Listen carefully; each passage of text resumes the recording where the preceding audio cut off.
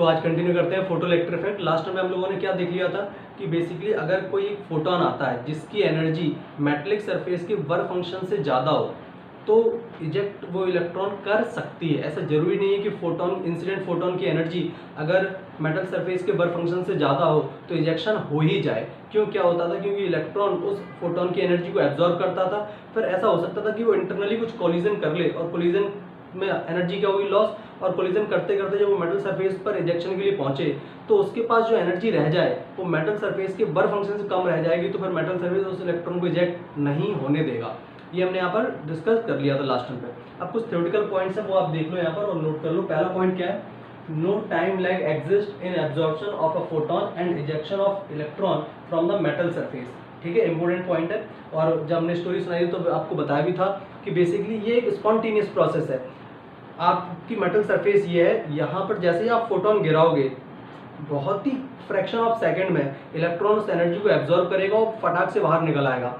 मतलब ऐसा नहीं होगा कि एब्जॉर्ब कर लिया, कुछ देर तक वेट कर रहा है फिर निकले, कोई भी टाइम गैप नहीं होगा। It's a spontaneous process. ठीक है, इलेक्ट्रॉन बाहर आना होता है तो तुरंत आ जाता है और नहीं आना होता है तो बिल्कुल भी बाहर नहीं आता। आने की पॉसिबिलिटी कब है, जब आपका फोटोन जो आ रहा है उसकी एनर्जी मेटल सरफेस के वर्क फंक्शन से ज़्यादा हो तो बाहर आने की पॉसिबिलिटी होती है। और अगर बाहर आने की पॉसिबिलिटी है तो कोई भी टाइम गैप एग्जिस्ट नहीं करेगा। बस वही है यहाँ पर क्या लिखा हुआ, क्वांटम कैरेक्टरिस्टिक इन फोटो इलेक्ट्रिक इफेक्ट है ना, नाम है और कुछ भी नहीं है। तो पहला पॉइंट तो ये है। सेकेंड पॉइंट क्या है, if for incident radiation h nu greater than 5, h nu is what energy of incident photon, then each photon can eject one electron only। Basically आपको लास्ट टाइम पे भी सिखाया था कि अगर एक इलेक्ट्रॉन आ रहा है, सॉरी एक इलेक्ट्रॉन है, वो कितने फोटोन से एनर्जी ले सकता है, एक फोटोन से ही एनर्जी ले सकता है। या फिर हम ये बोल सकते हैं कि एक फोटोन एक ही इलेक्ट्रॉन को अपनी एनर्जी ट्रांसफर कर सकता है। ऐसा नहीं होगा कि एक इलेक्ट्रॉन बैठा हुआ है, दो फोटोन है, दो फोटोन मिलकर उसे एनर्जी दे, ऐसा पॉसिबल नहीं है। तो बस यही सेकंड में बोला गया कि एक फोटोन सिर्फ एक ही इलेक्ट्रॉन को इजेक्ट कर सकता है। थर्ड पॉइंट, टू और more less energetic photon h nu less than 5 can never combine and eject an electron from the metal surface, है ना। थर्ड पॉइंट सेकंड पॉइंट का ही सिमिलर ही है कि दो जो फोटोन है उनकी एनर्जी अगर वर्क फंक्शन से कम है तो वो कभी भी इलेक्ट्रॉन को इजेक्ट नहीं कर पाएंगे। जैसे वर्क फंक्शन है 4 जूल और आपके फोटोन की एनर्जी है 2 जूल, तो ऐसा नहीं होगा कि दो फोटोन सोचें कि चलो अच्छा इलेक्ट्रॉन को बाहर आने के लिए कितनी एनर्जी चाहिए 4 जूल और हमारे पास कितनी है 2 जूल, तो हम दो लोग मिल जाते हैं, फोटोन आपस में मिल गए और इलेक्ट्रॉन को उड़ा के ले गए। ऐसा पॉसिबल नहीं होगा। ठीक है, तो ये कुछ क्वांटम कैरेक्टरिस्टिक्स थी, आप ये नोट कर लो, फिर आगे बढ़ते हैं।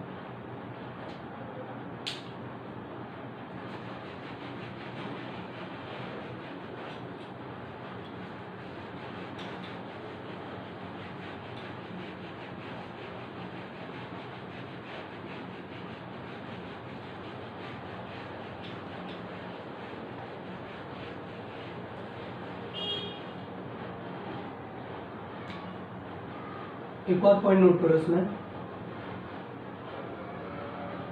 क्वांटम एफिशिएंसी,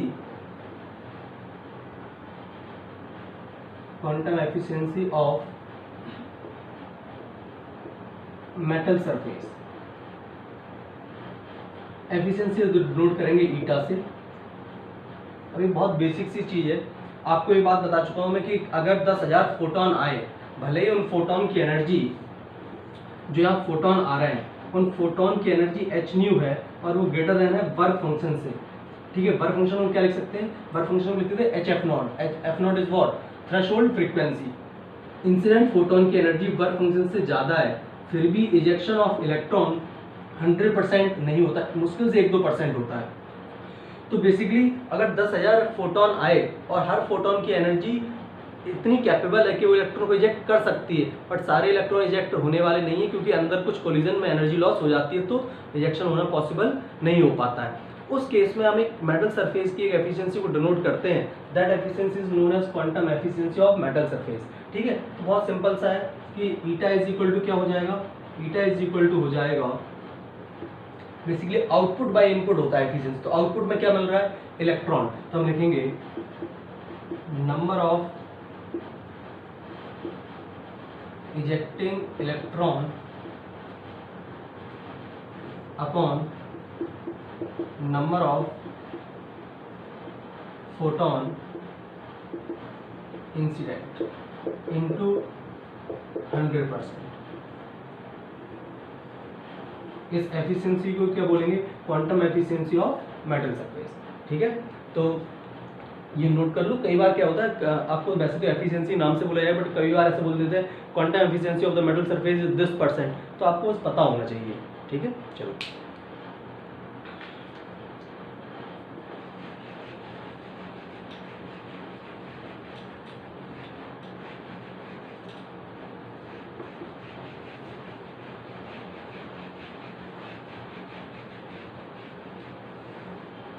तो लास्ट में हम लोगों ने क्या सीख लिया था? हमने ये देख लिया था कि अगर कोई भी इलेक्ट्रॉन बाहर आ सकता है तो मैक्सिमम कितनी काइनेटिक एनर्जी से बाहर आ सकता है? जब फोटोन की आने वाली एनर्जी वो एब्जॉर्ब करे और किसको दे? वर्क फंक्शन को दे, उसका काम खत्म करे, और बाकी की एनर्जी किस फॉर्म में यूज करे?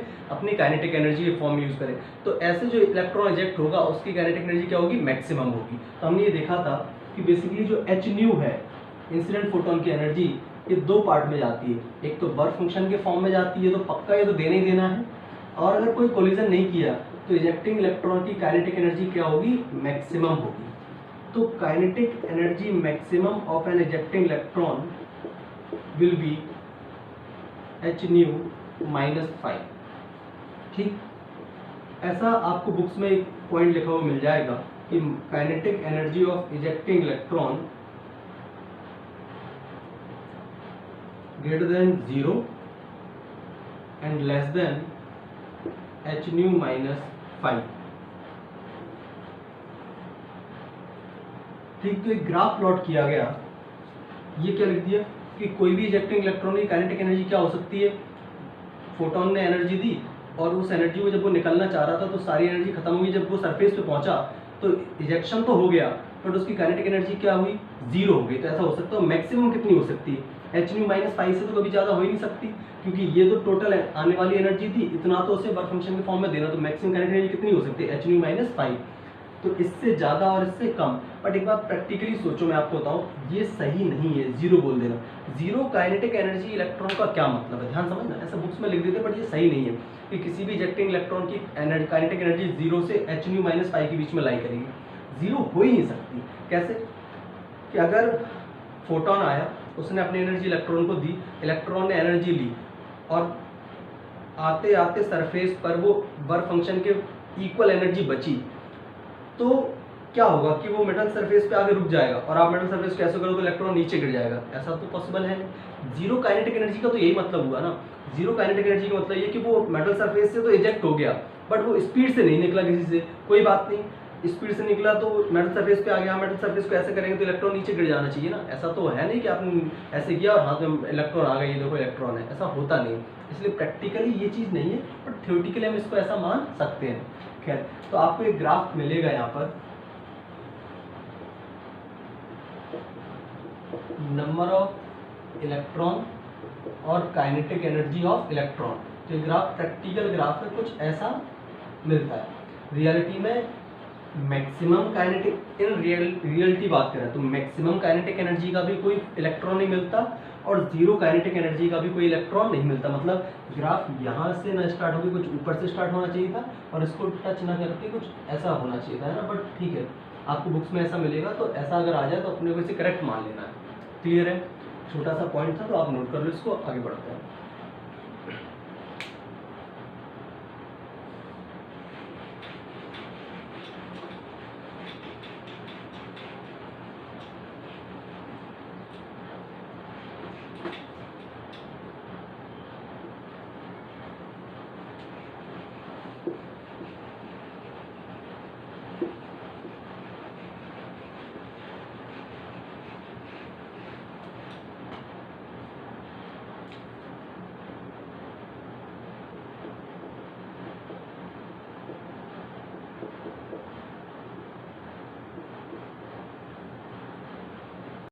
अब एक ग्राफ डिस्कस करते हैं, और ये इंपॉर्टेंट ग्राफ है, काफी बार एग्जाम में इससे क्वेश्चन आ चुका है। तो आप आईडी जेई इसमें पूछ चुकी है क्वेश्चन, तो आप स्टार मार्क कर लेना इसके ऊपर। बहुत ही सिंपल। अच्छा, न्यू से घबराना मत, ये फ्रीक्वेंसी है, आप इसे एफ भी लिख सकते हो। मैं न्यू से डिनोट कर रहा हूँ तो एफ भी लिख सकते हो, उसमें कुछ भी नहीं है। F is what? Frequency of incident photon, है ना। तो अगर हम ध्यान से देखें इस ग्राफ को, तो ये ग्राफ किस टाइप का है, क्या y is equal to mx minus C type का है। इसका मतलब अगर हम काइनेटिक एनर्जी और फ्रीक्वेंसी ऐप से डोनोट कर लो, न्यूज से डोनोट कर लो, किसी से भी कर लो, इनकी पीछे ग्राफ प्लॉट करें तो कैसा ग्राफ आएगा कि एक तो स्ट्रेट लाइन आना चाहिए, पॉजिटिव स्लोप होना चाहिए, देखो एच प्लैंक कांस्टेंट तो पॉजिटिव स्लोप होना चाहिए, इंटरसेप्ट कैसा होना चाहिए, नेगेटिव। मतलब graph will be like this, ठीक। अच्छा, इसको कंपेयर किया जा हमने तो इसके कंपैरिजन से एक बात निकल के आई, क्या बात निकल के आई कि इस ग्राफ का जो भी स्लोप होगा tan थीटा वो इक्वल होगा h के। स्लोप को हम किसके इक्वल लिखते थे, स्लोप को लिखते थे tan थीटा के इक्वल। तो स्लोप किसके इक्वल है, प्लैंक कांस्टेंट के इक्वल। मतलब मैं यहाँ पर लिख सकता हूँ कि tan थीटा, यहाँ नहीं लिखता हूँ, tan theta is equal to h। इसका मतलब अगर दो डिफरेंट ध्यान समझना, ये पॉइंट आपको नोट करना है, एक इंपॉर्टेंट पॉइंट नोट कर लो आप कि इस ग्राफ का जो काइनेटिक एनर्जी और फ्रीक्वेंसी के जो ग्राफ होता है, इस ग्राफ का स्लोप मेटल सरफेस पे डिपेंड नहीं करता। क्योंकि आप सोचो कोई भी मेटल सरफेस हो, कैसा भी मेटल सरफेस हो, फर्क कहाँ आएगा, फाई में। तो डिफरेंट मेटेलिक सरफेस के लिए वर्क फंक्शन ही तो अलग अलग होगा, बट इस ग्राफ का स्लोप पे क्या फर्क पड़ेगा, कुछ भी नहीं। मतलब मेटल सरफेस कैसा भी हो, कोई भी हो, इस ग्राफ का स्लोप हर मेटल सरफेस के लिए कैसा आएगा, सेम। तो आप स्टार मार्क करके नोट करो, slope of this graph is independent from the metallic surface, bracket में नोट कर लेना, constant for any metal is equal to h, ठीक है। एक तो स्लोप कांस्टेंट होगा हर मेटलिक सरफेस के लिए, और वो किसके इक्वल होगा, प्लैंक कांस्टेंट के इक्वल होगा, ठीक है। चेंज कहाँ आएगा, मेटल सरफेस को चेंज करने पर ध्यान से क्या ये वर्क फंक्शन चेंज होगा। तो अगर हम दो ग्राफ का कंपैरिजन करें, एक ये ग्राफ है और ऐसे बना हुआ,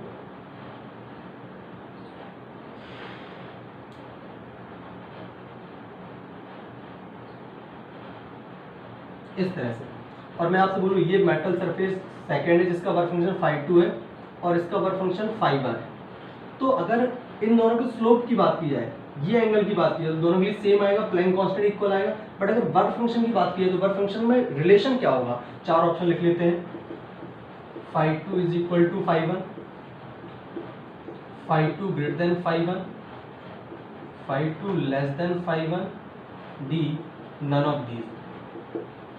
अब लॉजिक लगा के बताओ, क्या जिसका इंटरसेप्ट ज्यादा नेगेटिव होगा उसी का वर्क फंक्शन ज्यादा, नेगेटिव तो इसलिए क्योंकि ये क्वांटिटी लेफ्ट हैंड साइड में थी, इधर आई है, पर सोचो मैग्नीट्यूड वाइज किसका वर्क फंक्शन ज्यादा होगा, जिसका इंटरसेप्ट का वैल्यू ज्यादा होगा। मतलब यहाँ से हम बोल सकते हैं कि ये आंसर इसका करेक्ट है, थ्योरेटिकल क्वेश्चन है बेसिकली। क्लियर है। तो हमें क्या याद रखना है कि अगर काइनेटिक एनर्जी और फ्रीक्वेंसी ग्राफ कभी प्लॉट करेंगे तो इसके दो इंपॉर्टेंट पॉइंट है, कौन कौन से, एक तो इसका जो स्लोप होता है वो प्लैंक कांस्टेंट इक्वल होता है, हर मेटल सरफेस के लिए कांस्टेंट आएगा। सेकंड, इसके लिए अगर हम दो मेटलिक सरफेस के वर्क फंक्शन का कंपैरिजन करना चाहें तो कर सकते हैं बाय दिस लॉजिक। मतलब इसमें जो भी वर्क फंक्शन होगा वो नेगेटिव में आ रहा है, लेकिन नेगेटिव में इसलिए आ रहा है क्योंकि वो क्वांटिटी लेफ्ट हैंड साइड से राइट हैंड साइड में गई है, बस इसलिए। तो जिस वर्क फंक्शन के लिए इंटरसेप्ट वाई एक्सिस पर ज्यादा होगा उसका वर्क फंक्शन भी ज्यादा रहा होगा। मतलब जैसे जो सेकंड मेटल सरफेस थी, ये मेटल 2 था, ये मेटल 2, ये मेटलिक सरफेस 1। तो मेटल 2 के लिए क्या वाई एक्सिस पर इंटरसेप्ट ज्यादा है, और वाई एक्सिस पर अगर इंटरसेप्ट ज्यादा है तो इसका वर्क फंक्शन भी फर्स्ट के कंपैरिजन में ज्यादा होगा। क्लियर है। तो ये पॉइंट आप इसके नोट कर लो, फिर आगे बढ़ते हैं।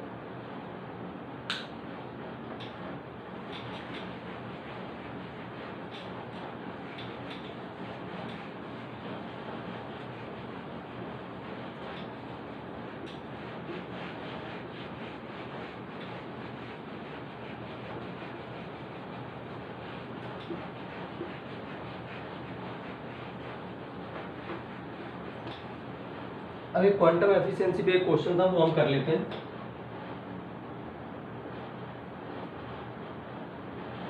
सोर्स है p पावर का,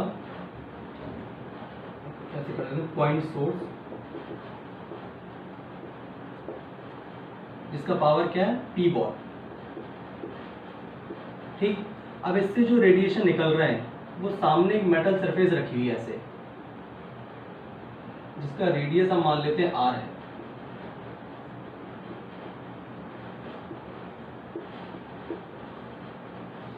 ठीक, और जो यहाँ से यहाँ तक का सेपरेशन है that is d, and d is much much greater than small r। ठीक है, इसका क्या सिग्निफिकेंट होता है वो भी मैं समझाऊंगा आपको। और हर एक मेटल सरफेस की क्या समझाया था कि एफिशिएंसी थी, जैसे क्या नाम देते हैं, क्वांटम एफिशिएंसी। तो इस मेटल सरफेस के लिए आपको मान लो क्वांटम एफिशिएंसी 0.5% गिवन है।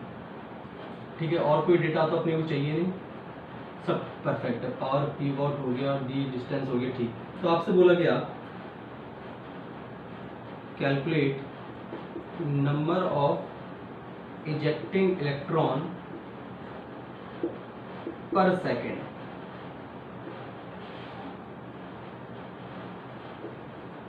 ये आपको कैलकुलेट करके बताना।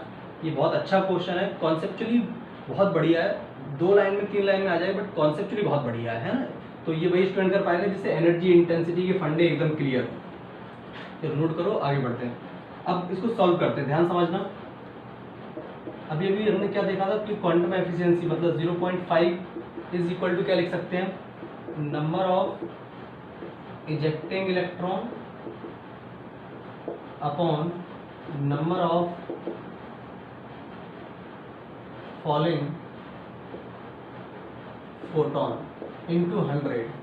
ऐसे करेंगे तो मुझे एक बात समझ में आएगी कि अगर मुझे नंबर ऑफ इजेक्टिंग इलेक्ट्रॉन चाहिए तो वो कैलकुलेट करने के लिए हमें क्या करना पड़ेगा, हमें simply number of ejecting electron is equal to हो जाएगा 0.20 चले जाएंगे 111 into number of falling photons. अब टोटल कितने नंबर ऑफ, अच्छा ये कितने सेकंड में चाहिए आपको, पर सेकंड।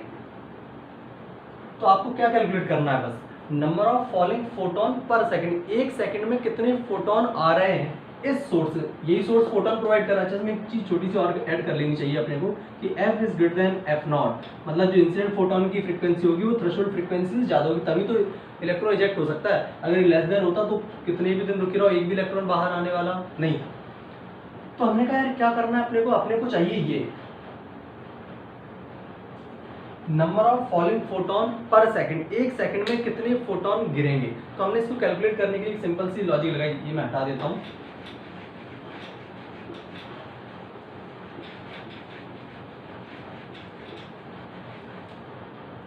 तो हमने कैलकुलेट करना था नंबर ऑफ फॉलिंग फोटोन, तो हमने एक काम करते हैं, number of falling photon is equal to total incident energy